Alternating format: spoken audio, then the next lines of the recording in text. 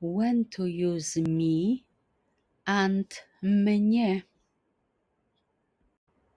In Polish, me is the short form of mnie and is used in the dative case when I is the indirect object of the verb and the sentence does not require emphasis.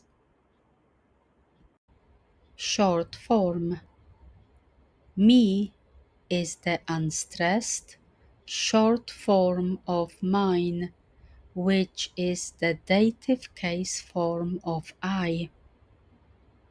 Examples: daj mi książkę, zimno mi, powiedz mi. Emphasis.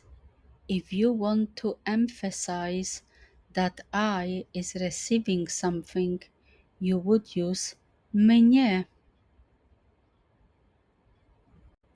Examples: czy to jest dla mnie?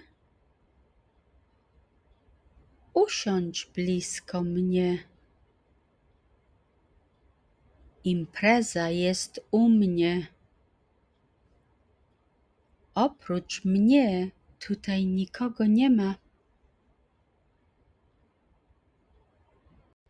To wszystko na dzisiaj. Do zobaczenia. Be seeing you.